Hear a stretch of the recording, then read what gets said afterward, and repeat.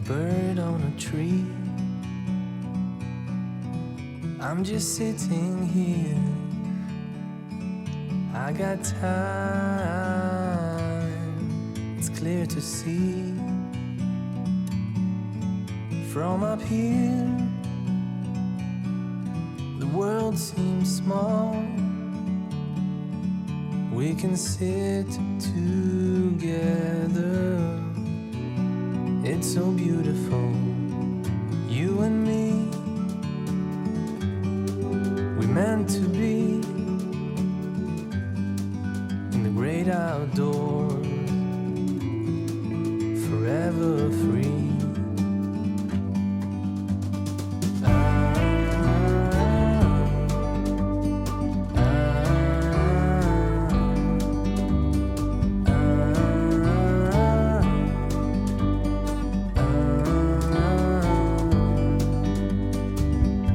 Sometimes you need to go and take a step back to see the truth around you. From a distance you can tell.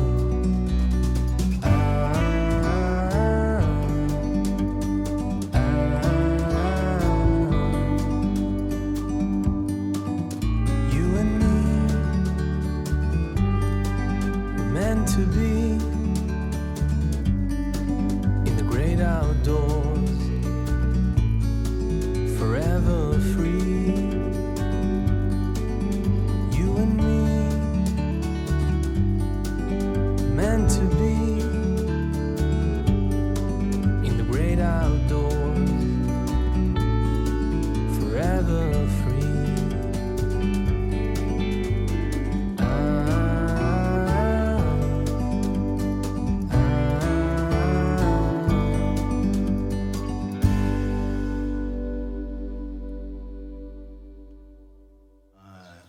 나태주 시인과 이정록 시인 두 분을 모셔서 특별 토크쇼를 진행을 하도록 하겠습니다. 나태주 시인 앞으로 오시겠습니다. 큰 박수를 맞아주셔야 됩니다. 네, 이정록 시인도 같이 나오시죠. 먼저 선생님 제가 소개를. 네. 아 우리 선생님 너무 되게 착하신 어떤 모드로 오늘. 네.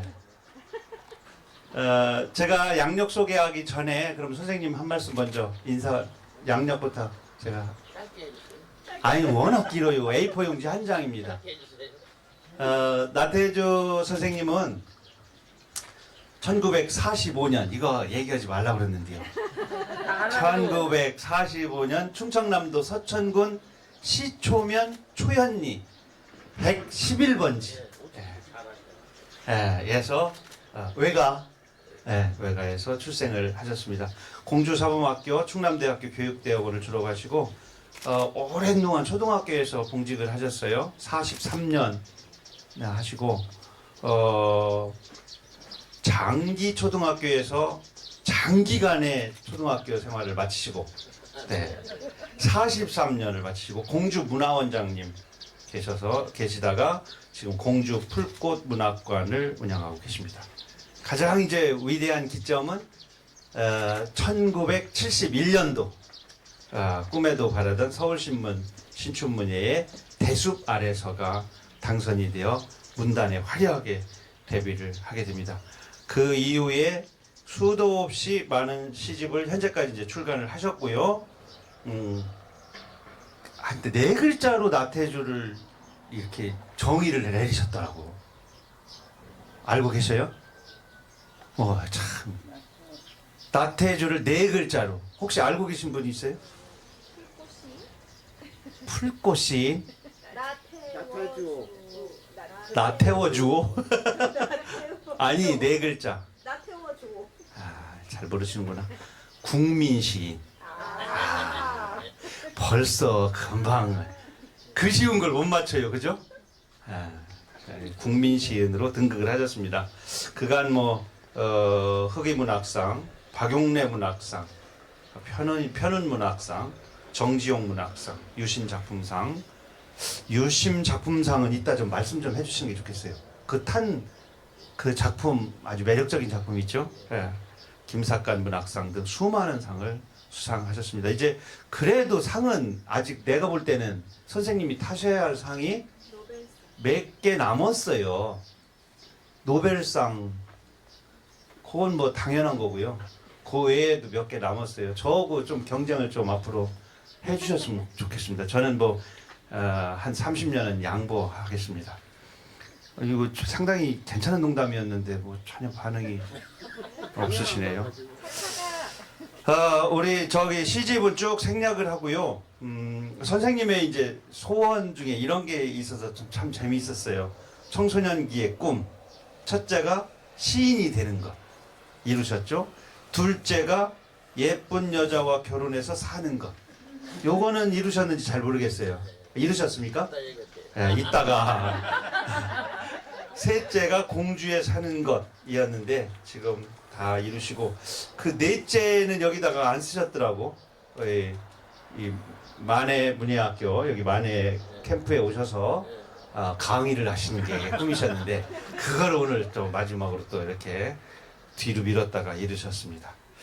자, 지금부터 이제 선생님의 강의를 듣고 저는 중간중간에 불쑥불쑥 또 질문이 들어오거나 또 제가 또 드리고 싶은 말이 있거나 그러면은 격의 없이 이렇게 끼어들어가서 회방을 놓으면서 진행을 하도록 하겠습니다. 저는 사실 저 안으로 들어가 있다가 이따 질문할 때만 살짝 나와서 하려고 했는데 선생님 인사 편한 대로 하시죠. 네. 네. 감사합니다. 네. 결성하면은 농효도 있고 홍성과 이렇게 결부시켜서 얘기하면 홍주와 결성이 이렇게 합쳐져서 홍성이 되었다고 우리가 알고 있고, 만해 선생님 말씀 앉으세요. 앉으세요. 만해 선생님 말씀은 뭐 세계인이 다 아는 일이고, 또 여기 한계전이라고 하는 서울대학교 그 학자 교수하신 분이 여기 출신이신데, 다른 조상에서도 이 결성이 이 국문학이나 문화의 뿌리가 깊은 곳이다라는 것을 와보지 않고서도 이렇게 대충은 사람들이 이제 어림짐작으로 알지 않나 그런 생각이 듭니다. 그런 결성에 오게 돼서 매우 뜻이 깊고 감사하게 생각합니다. 더군다나 이종록 선생이 이제 교장으로 계시는 이곳에 와서 이런 얘기를 하게 돼서 참 감사하고요. 사실 저는 그냥 세상에 뭣도 모르고 태어난 것처럼 아무것도 모르고 왔다 갔다 합니다. 그냥 천방지축 어린애처럼.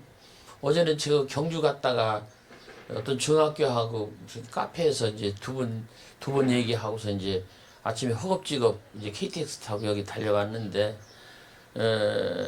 짐작은 했지만은 우리 결성향교가 이렇게 잘 다듬어지고 활용이 되고 하는 것을 보고 놀랐어요. 공주에도 향교가 있고, 제가 예산 향교도 갔다 온 적이 있습니다. 근데 이렇게 잘 다듬어지고, 그러니까 여기 와서 느끼는 것은 뭐 그냥 어른들 앞에서 미안한 얘기입니다. 온고지신 같은 그런 느낌. 옛 것이 잘 보존이 되어 있고 새로운 것이 또 이렇게 잘 뻗어나가는 그런 모습을 봐서 느낌이 참 따뜻하고 좋습니다.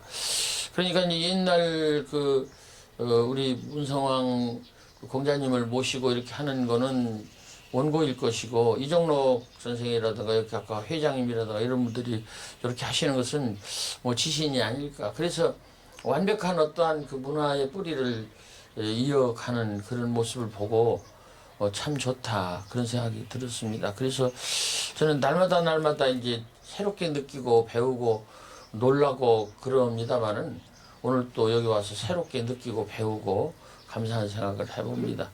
그리고 특히 저기 일하는 그 분들이 연세가 드신 분들도 있지만 젊은이들이 좀 있어서 미안해요. 본인들은 젊은이라고 안 할 테지만 내가 보니까 애기들인데 그런 아그들이 있어서 참 좋아 보입니다. 어른들이 있고 또 애기들이 있다. 이게 참 아름다운 일입니다. 그래서 그런 모습을 여기 와서 봐서 좋고요. 아까 우리 이정록 선생이 이제 우리 만해 선생님 이미치묵 서문 군말에서 그리움 기른 것 이런 얘기를 했는데 제가 퍼뜩 놀랐어요.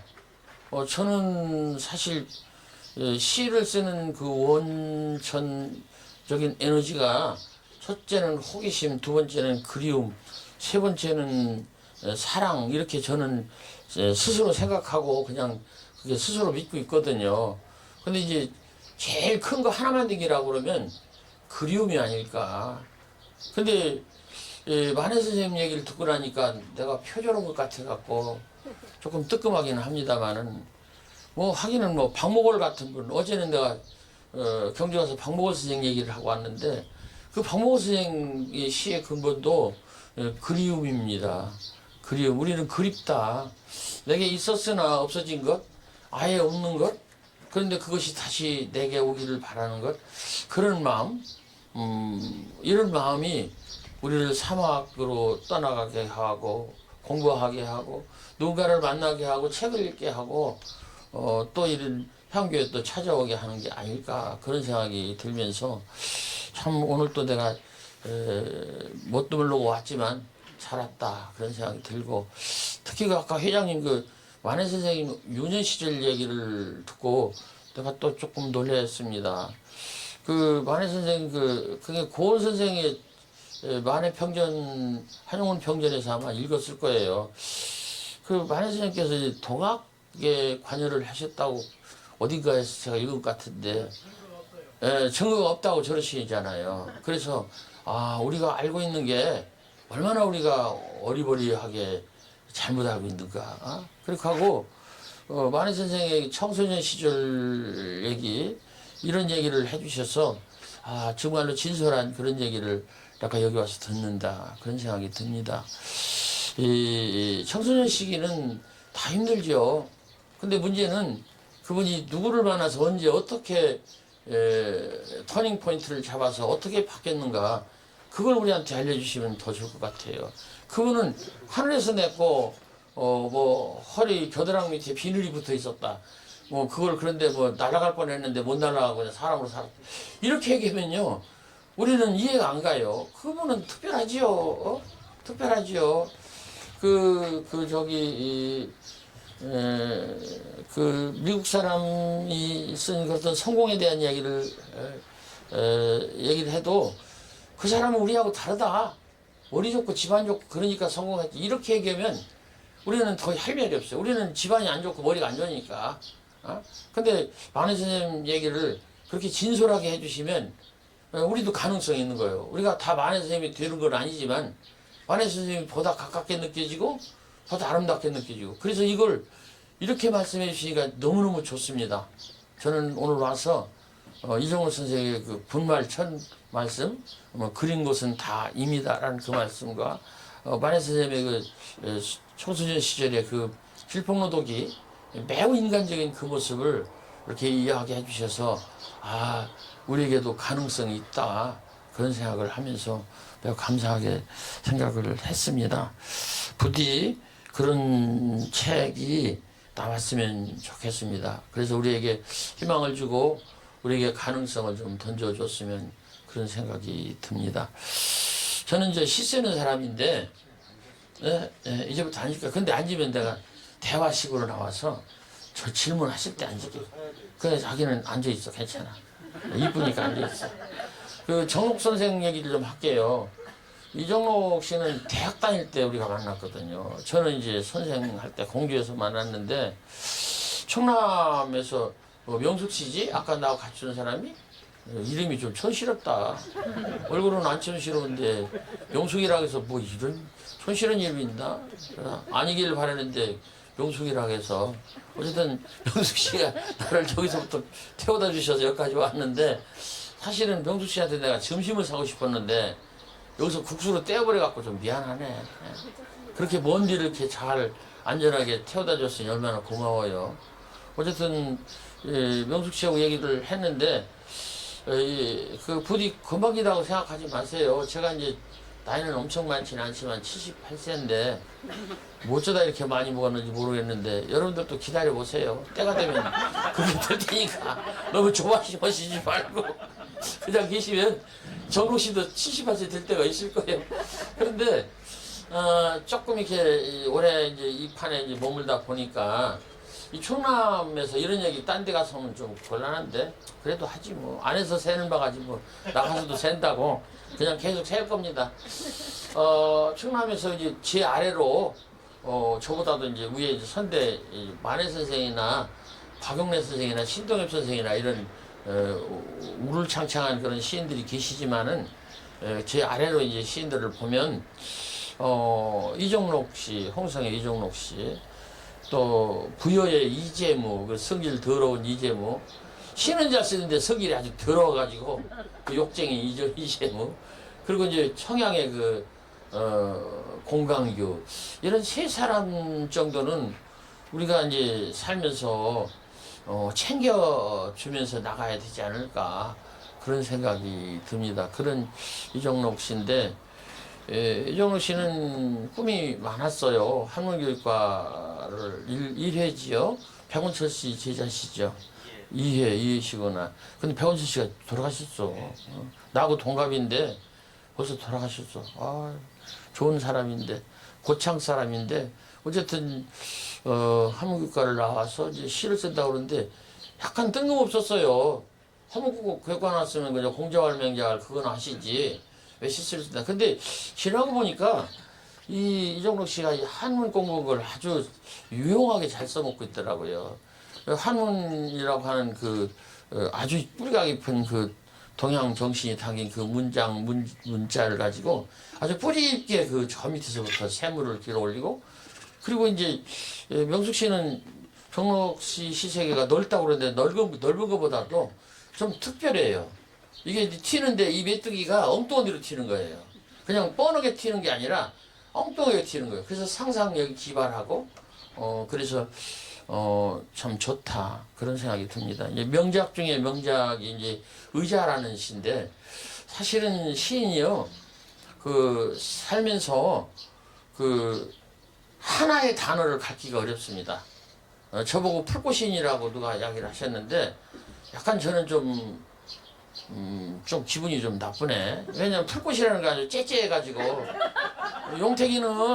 용택이라니까 잘 모르실 거예요. 김용택이를 말하는 겁니다. 용택이는 그 섬진강을 다 가져버렸단 말이에요. 그럼 나는 풀꽃 나라를 가졌으니까 이 쪼잔하잖아요. 근데 널렸어요. 놀렸어? 예, 고마워요. 알았어요. 전 세계에 있대. 알았어요. 이종록 씨는 의자 시인이잖아요. 다른 사람을 앉게 해줘요. 여러분들이 앉아 계신 분이 계신 곳이 의자잖아요. 전부 여러분들이 이종록이를 앓고 있는 거예요. 그 이종록 선생이 그 의자라는 그 단어 하나를 가진다는 것은 엄청난 일입니다. 이 시인들은요, 그냥 저가 하는 새는 바가지, 새는 물인데, 시인들은 세상에 나와서 단어 하나나 두 개를 위해서 살다 갑니다. 만해 선생님은 뭐라고 우리가 얘기를 할까요? 님이지요. 님이에요. 근데 만해 선생님은요, 그 님이라고 그러는데 이 님이라는 말을 가지고요 더 많이 써먹은 분이 있어요. 같은 시대에 왔다 갔다 하시는 분의 나이는 훨씬 작으신데, 김소월이라는 분은요, 그 뭐 책에 말이죠, 님이 겁나게 더 많아요. 근데 만해 선생님한테는 님의 시인이라고 그래요. 님을 가지셨어요. 그러니까 뭐 어떻게 할 수 없죠. 님의 치북에서 나온 말씀인 것 같은데, 별의 시인은 누구죠? 윤동주죠. 윤동주 선생은 별이라는 시를 쓴 적이 없어요. 별해는 밤이라는 시를 썼고, 서시에 뭐 오늘 밤에도 뭐 별이 바람에 스치운다 이런 말씀을 쓰셨지, 별이라는 제목으로 시 쓴 사람은 나태주인데, 나태주를 빼놓고 윤동주 선생님, 그러니까 하늘에 있는 별을 다 가지신 거예요. 그 다음에 아까 얘기한 대로 섬진강은 용태기가 다 가졌고, 우리 친구 중에 아까도 이야기를 정국 선생님이 했는지는 모르지만 송승헌 씨는요, 섬진강 풍류라고 하는 책을 두 번 책을 썼어요. 그리고 입만 벌리면 말년에 섬진강 얘기를 했어요. 근데 아무도 섬진강 이퀄 송수건 안 합니다. 섬진강 가면 그냥 무조건 용태기가 다 가져버리는 거예요. 그리고 금강도 말이죠. 누가 가졌어요? 신동엽 선생님이 가졌죠. 그래서 나는 금강이라고 안 써요. 기분 나빠서. 비단강이라고 씁니다. 비단강이면 많은 강을 돌아보고 나서야 비로소 알겠습니다. 그대가 내게 소중한 사람이면 더 많은 사람들을 만나고 나서야 비로소 알겠습니다. 100년을 가는 사람 목숨이 어디 있으며 50년을 가는 사람 사랑이 어디 있으랴? 나는 오늘 또 강가를 지나며 되뇌어 봅니다. 그런 시인데 이 본래는 금강가에서라고 썼어요. 근데 아무래도 그러면 이 금강은 신동엽 선생이 다 가졌는데 그 좀 쫄리는 것 같아서 내가 비단강이라고 이렇게 고쳤어요. 그 제목이 다음에 나온 책에는 비단강 1, 2 이렇게 나옵니다. 신동엽 선생은 금강이라는 서사시를 쓰므로 다른 사람이 말이죠. 금강이라고 쓰면 안 되는 거예요. 그건 다 미리 가져버리셔갖고. 그래서 제가 이제 문학 그걸 공부하면서 시들을 봤어요. 근데 오늘날 임이라는 말을 넣어서 시를 쓰면 안 되는 이유는 한용운 선생님한테 있어요. 한용운 선생님이 임의 지문을 썼으므로 그 다음 사람들은 써봐야 소용없어요. 다 한용운 선생님한테 수렴이 되는 거예요. 그래서 그런지 보니까 그 진달의 꽃이라는 제목으로 쓴 시가 별로 보이질 않아요. 그거는 김성월 선생이 아주 먼저 다 그냥 내더위를 하신 거예요. 그래서 진달래 꽃은 다 김성월 선생 거예요. 뭐 영변 진달래만 아니고 남한 진달래 제주도까지 다 그 진달래는 다 김성월 선생님 거예요. 그렇게 따져보면 자 볼까요? 청포도는 누가 가지셨나요? 이육사 선생님이 가지셨죠. 청포도 쓸 필요 없어요. 그건 쓰면 안 돼요. 이육사 선생님이니까. 또 나그네는 누가 가지셨죠? 황목을. 해는 누가 가졌어요? 박두진. 이렇게 다 가지셨어요. 근데 이 젊은 시인들을 보면은 하나에 딱 그걸 딱 찍어서 이거는 누구 거다라고 전매 특허 아니면 특허청에 이렇게 등록된. 어제 제가 경주에 갔다 왔는데 황남빵만 그 특허청에 특허를 내가지고 아무도 못 만들고 그 집안 황남빵 만든 사람이 둘째 아들만 만든대요. 그래서 소송이 붙어갖고 형제간이 이렇게 싸웠는데 형이 패해서 형은 자기 아버지 이름을 따서 빵 이름을 만들고 빵이 비슷하대요. 근데 이제 특허청에서 이긴 그 둘째 아들이 황남빵 그래서 전국을 황남빵을 판다고 그래요. 그래서 뭐 회사도 크고 사람도 많고 그렇다는데 그것처럼 이 시인들이 시를 써서 이렇게 세상에 알리고 이렇게 하다 보면요. 그 사람이 특허가 된 자동적으로 특허가 된 시가 말이 있어요. 그럴 때 이종록 선생은 의자를 특허낸 거지요. 다른 사람은 이제 의자라는 시를 쓸 필요가 없어요. 쓰면 안 돼요. 그런데 어쨌든 이렇게 시인들은 평생을 살면서 하나의 말을 위해서 살지 않나. 모란 하면은 김영랑이지요. 무조건 김영랑이지요. 그래서 이 시인들의 생애가 참 쪼잔하고 고달프고 힘들고 어렵다. 그래도 모국어 중에 단어 하나나 둘을 이렇게 가졌다는 것은 매우 영광스럽고 감사하고 고맙고 축복받은 것이다. 그런 생각을 합니다. 이정록 선생 얘기를 하다가 엉뚱한 데 일어나가고 완해 선생님도 왔다 갔다 하고 김수호 선생도 왔다 갔다 했는데 참 감사한 일이고요. 그래서 이정록 선생은 계속 그 의자에 앉아있기도 하고 왔다 갔다 하다가도 또 그 의자로 돌아가기도 하고 그래서 의자를 잘 지켜주시면 좋겠습니다. 근데 나는 기분 나쁘게 풀꽃이나 지키라고 그러니까 그거라도 잘 지켜야 되겠어요. 고맙게 생각하고요. 저는 그 풀꽃 시인이라고 하기 전에는 변방의 시인이라고 그래갖고 되게 기분이 찝찝했어요. 변방이라는 건 변두리라는 뜻인데 아이고 내가 변두리 아무리 공주가 변두리라지만 변두리라는 말이 좀 그렇잖아요. 그런데 뭐 그렇게라도 불러주시니까 감사하게 생각을 합니다. 저는 아까 정록 선생 얘기를 했지만은 15살 때 이제 요즘에는 나이를 윤석열 나이로 해야 된다니까 뭐 만 나이를 뭐 젊은 친구들은 윤석열 나이라고 그런다고 하더라고요. 어쨌든 해야 된다니까 15살 때 공주에서 고등학교를 다닐 때 예쁜 여학생 하나를 만나갖고 제가 마음이 이제 바뀌어가지고 그 여자한테 뺏겨가지고 사람이라는 게 참 묘해요. 그 여자 허락도 받지 않고 내 마음을 그쪽에서 줘버리고 그러고서 내가 혼자서 괴로워하는 거예요. 이게 뭐 하는 짓이요? 우리 그런 짓 많이 했잖아요.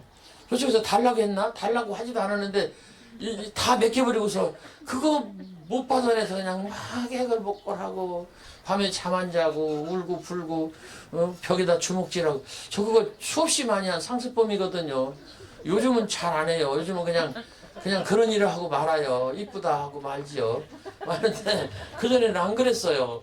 왜 그랬는지 모르겠다. 어쨌든 제가 그렇게 해서 그 여자에 대한 내 마음을 어떻게 표현할까, 이 좋아하는 마음을 어떻게 표현할까 그러다가 시인이 돼야 되겠다 그런 생각을 했어요. 그래서 좀 과분합니다만은 헤르만 헤세 선생한테 조금 이야기를 좀 비유를 하겠습니다.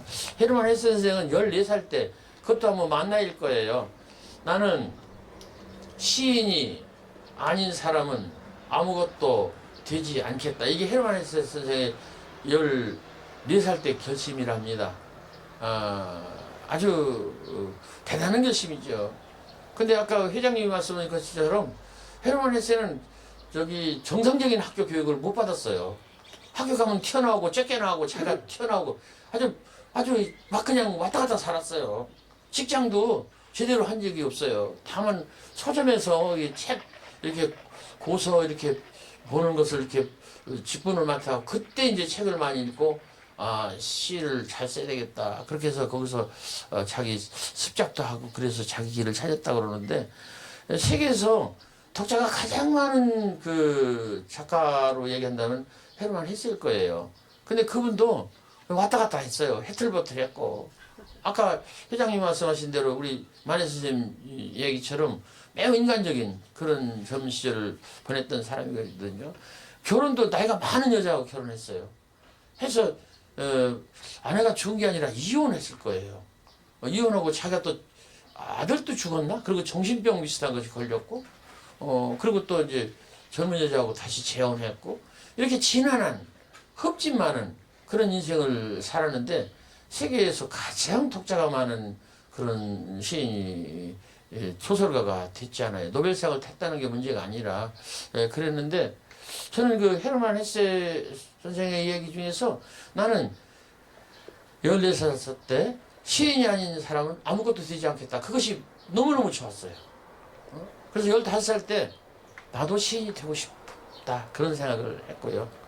그리고 예쁜 여자한테 장가가고 싶다는 거는 종옥 선생한테 잘 됐냐 안 됐냐 그랬는데 우리 집사람이 여기 있으면 됐다고 하고 없으면 잘 안 됐다고 그렇게 하는데 오늘은 잘 모르겠다고 해야 되겠습니다. 어쨌든 어찌되게 내가 경주에서 잤는데 그래도 우리 집사람이 나를 보고 전화도 해주고 그냥 잘 돌아와라. 저녁 때 가능하면 일찍 왔으면 좋겠다. 이런 사람이니까 됐다. 그런 생각을 하는데 아주 잘 된 건 아닌 것 같고요. 나는 우리 집사람이 알았어. 우리 집사람이 중매인데 귀가 이뻐서 결혼했어요. 첫 번째 만났는데 별로 안 이쁘더라고요. 나중에 알고 보니까 언니 한복을 빌려 입고 왔어요. 그러니까 언니 한복을 빌려 입고 왔으니까 아까 여기 여자 회장님도 한복 입고 덥다고 그러셨는데 자기 옷이 아니니까 이제 안 맞는 거예요. 색깔도 그렇고 그리고 스타일이 구식이고 그래서 여자가 별로다. 근데 이제 나도 이제 별로 희망을 안 갖고 두 번째 이제 만났는데 그때는 자기 옷을 입었어요. 근데 그게 5, 6월 약간 더우려고 할 때인데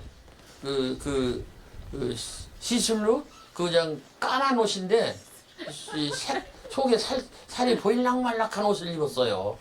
보니까 그게 자기 옷이라고 그러더라고요. 근데 우리 집사람이 이게 좀 살이 좀 쪘어요. 이렇게 몸이 살이 좀 찌고 살결이 하얘네요. 근데 처음에 한복 빌려 왔을 때보다는 훨씬 나아 보이더라고요. 그래서 괜찮네. 그렇게 생각하고 지금 왜 그렇게 내가 또 이렇게 건방졌는지 몰라. 그래서 한번 우리 저기 다방 찻집에서 나가서 갈 데가 없잖아요. 그래서 소나무 밑에 너럭바에게 있길래 그 앉아서 얘기 좀 하자. 그래서 제가 제발 내 얘기를 듣고 거절해달라 하면서 그런 뜻으로 내가 얘기를 했어요. 제가 이런 얘기 했어요. 나는 시골 초등학교 선생이다. 진짜 별 볼 일 없는 사람이다. 그랬더니 듣더라고요. 두 번째, 나는 시 쓰는 사람이다. 아주 괴짜고 아주 괴망스러운 사람이다. 우리 집사람이 시 쓰는 것이 뭔지를 몰랐던 거예요. 그래서 그냥 넘어간 거예요. 거기 태클을 걸었어야 되는데. 그리고 나는 몸도 좀 불편하고 약하다. 그리고 또 세 번째는 우리 집은 매우 가난하다. 그랬더니 이 사람이 말이죠. 하는 소리가 그 정도의 결점이 없는 사람이 누가 있습니까? 이렇게 얘기해요. 이거 봐라. 말을 그렇게 하면 안 되는데. 그렇게 하면 안 되고 그 좀 문제가 있는데 이렇게 되는데 문제를 다 패스하는 거예요. 그 정도 결점이 없는 사람이 누가 있습니까? 와, 그래갖고서는 제가 마음이 조금 놓였어요. 뭐지 돼? 그래서 뭐 더 얘기도 없고 내려갑시다 하고 내려오는데 제가 이제 먼저 가세요. 우선 다른 내려오는데 그때는 이제 더워갖고 날씨가 더워갖고 머리를 이렇게 묶었어요. 처음에는 이렇게 내렸는데 묶었는데 이렇게 딱 꽁지 머리 이렇게 묶었는데 이 귀가 묶은 머리 이렇게 가린 머리에 가렸더니 귀가 이렇게 근데 묶었으니까 나왔어요. 나왔는데 뒤에서 보니까 귀가 조그만하고 아주 하얘네요. 아, 귀가 예쁜 여자구나. 앞으로 보니까 예쁜 데가 하나도 없는데 뒤로 이렇게 따라가서 보니까 귀가 예쁘구나. 그래서 저 귀를 보면서 결혼을 해야 되겠다. 그래서 아버지가 어머니가 자꾸 얘기를 하길래 알았어요. 그래서 남이 장가 가는 것처럼 그냥 뒤따라가면서 그렇게 했어요. 그래갖고 나중에 제가 어떤 시집에다가 귀가 이쁜 여자라고 그 시를 썼어요.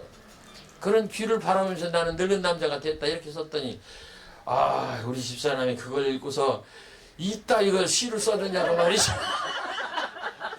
아예 이쁜 게 하나도 없다고 쓰지. 귀가 이쁜 여자라. 그랬더니 옆에 있는 여자는 그거라도 있었으면 좋겠다 그러더라고요.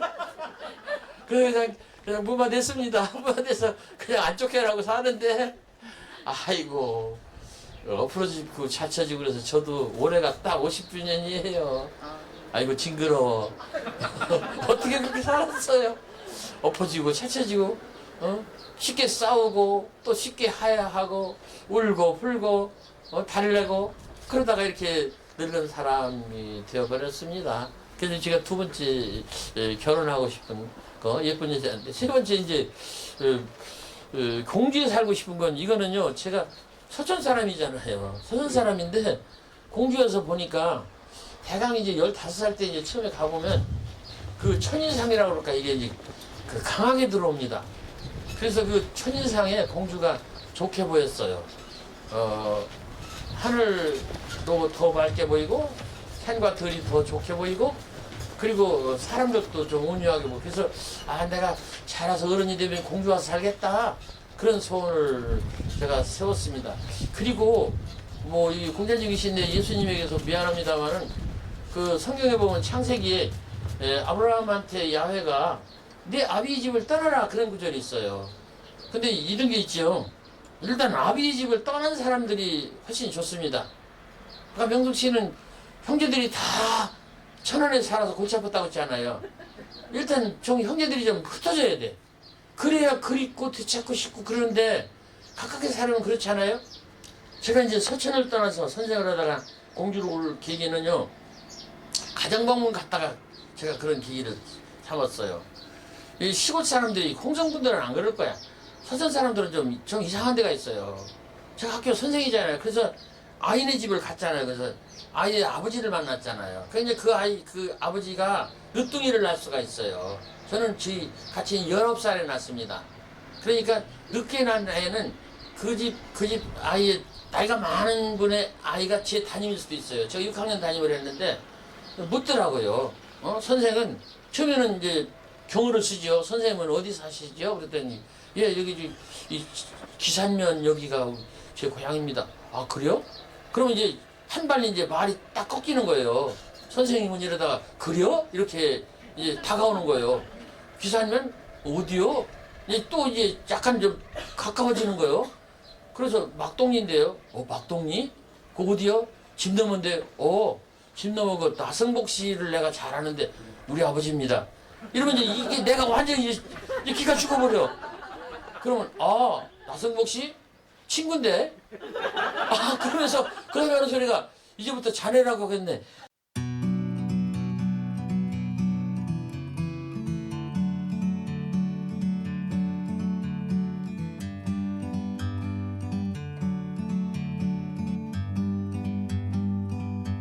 Like a bird on a tree, I'm just sitting here. I got time, it's clear to see. From up here, the world seems small. We can sit together